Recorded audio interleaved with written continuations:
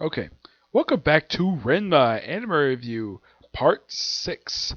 This time I'm reviewing episodes 33 to 40. Yes, 8 episodes. And here's kind of the interesting thing about these 8 episodes. We have one 3-parter, and all the rest are all standalone episodes, where they very loosely connect to each other. First episode is the introduction of the guy who taught Rema, Renma and Akane's fathers martial arts. Yep, and the guy is a pervert. Yep, he is a serious Master Roshi. The only difference is, Roshi can actually control his perversion, and he's not a frickin' underwear thief, like this guy is. And he acts like an old traditional feudal Japan style thief, basically wearing like a sack, like a little cloth at his head, and tied this around his nose. You call that a disguise? That's a terrible disguise. Yep, this has been kind of a problem, basically, and it continues all these episodes. The guy loves stealing panties. Yep, when he first shows up, apparently he was buried in a cave, because Genta and Mr. Tendo decided to basically bury him in a freaking cave, because they can't stand him.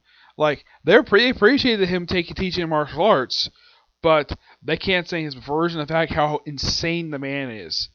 And the guy is basically the same size as Cologne. As a matter of fact, in the very next episode, he runs into Cologne, has a brief encounter with her, and then just says, "Don't take on that man." Yep. Yeah, also in the episode, he meets Rogub, and of course, in the next episode, he meets a few other people. Yep. And of course, this leads into a fight between Renma and him at the schoolyard, which is pretty much declared a. And pretty much he just declares like he duels him and fights him for a little while, and then he just gives up because he spots the girls' locker room. Yep. And in the very next episode, we have the start of a 3-parter, where Roga makes his return. Yeah, he only appears just in 3 episodes, and then after this, he disappears for the rest of the season. He just shows up because he found a map to find this Japanese version of the springs and turn Rem into a girl. Yep. And so they basically go hunting for it. First place they go to is apparently I think it's like a bathhouse. Yep. They find the vase pretty easily. Second place they go to is the Kendo house. Yep. And of course, like as soon as Rema sees the name, like, oh no, not this place. And yeah, this is the first time that Rema has ever been to Kendo's house, and he runs to Itachi. Yes, one of several women in the series who's in love with Ranma. Yep. Several attempts to kill him. Eventually they find the pot they're looking for. Yeah, looking at these special urns. Apparently it was basically put into concrete near the bath. Oh yeah, and Kendo has an obsession with both Akane and, well, Ranma's girl version. And it doesn't really go much any place. He still has an obsession over it, but it doesn't really go anywhere at all. It's a fun little episode, but I thought was quite hilarious. Next one, they apparently find the one pretty easily. Like, they apparently go around a circle, and oh yeah, it was actually in Cologne's shop all along. Apparently she used to make pickles. Okay, fine. So they go find this particular spring, and it turns out they dig it up, and they, well, finds out this. Before they get up there, we have this little brief thing where Renma saves Shampoo from a rock slide. Shampoo is appreciative of this. Akane just purely jealous. Doesn't much go into place, aside from the fact Renma gets slightly punished for being punched in the head by Akane. Yeah, anytime he does anything stupid, Akane punches him. That's typically how it happens. Yep. Well, after watching this 3-parter, it's a fun 3-parter, but a pretty disappointing ending to this 3-parter. Yep. And then we have 4 straight standalone episodes. Yep.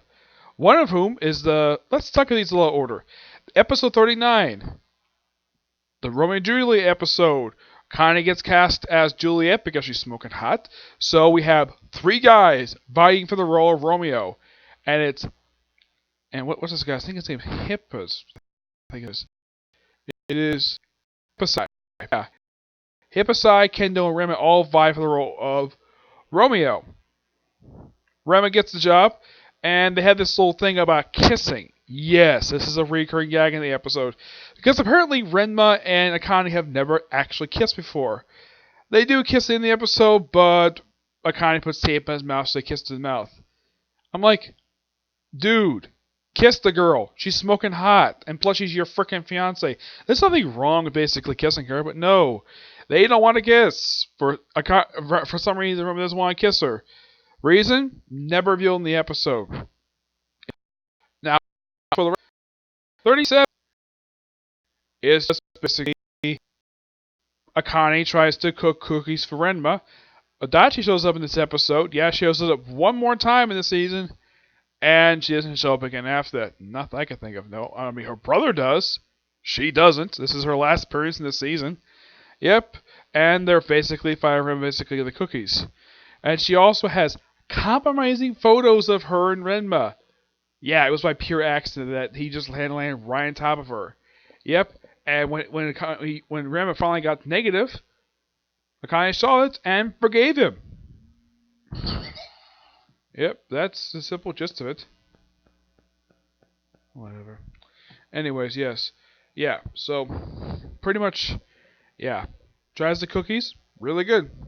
Yep, because the recurring thing in this episode is that Akane is a terrible cook. Eventually she does get better, which is pretty good, because she's supposed to be Renma's future wife, so supposed to cook for him. Yep. It's an okay look. Yeah. Yep. This episode is almost nothing episode. Faced the wrath of Hipposo because he stole his freaking pot collection of panties. Yeah, apparently that his thieving of panties apparently gets the attention they would watch. So they contact Tendo, ask him to do with it. He says he will. He still doesn't worth even at the end of the episode, but this is an episode that really goes nowhere. It's got a good plot to it, but like with a three-parter, disappointing ending. Yep. The final episode of the season is the bathhouse episode. Yep. Because it's Japanese anime, why not show freaking bathhouse? Though this is the first time I've seen in modern day. Yeah, because normally the ones I've seen usually are set in the past or set in another dimension. There's one. Excuse me. Out of all the ones I've watched, generally they take place in the past or in alternate dimension. This is the first one in modern day I've seen where we see a bathhouse. And it's a modern day one. And Rimmer goes with Hippocyte just to keep an eye on him. So the girls basically decide to do their own thing. Yeah, it's a pretty fun little episode. It's a funny episode, but the best thing about this episode is the comedy. Yeah. But you get some nudity from Ranma, but my guess is perfectly acceptable because he was like this in the manga too, so why not? Yeah, not much else to say about these episodes. They're really good. I would say probably the only episode I didn't like of these ones is episode 8. Yeah, this episode. Excuse me. Because it basically has something mentioned by Shampoo. Yeah, Shampoo shows up in this episode. Yeah, here's the thing about Shampoo. This episode is Shampoo's last episode for the whole season. Yeah, this is our last one. Previous episode, it's Kadachi's last appearance. Next episode, it's Shampoo's last appearance. Yep. But not much else to say about these 8 episodes. You got one week one, but it's not bad set of episodes. Yep. And I am going to continue with one of the series, but I think I was really hoping to take a break. But I'd rather just continue to the current series is finished. So I'll probably be doing a couple other series probably the start of next year. Yep. So that's it. I'm going to do one more video. And now a review of the newest chapter of the 7 Deadly Sins. Okay? See you next video. Bye.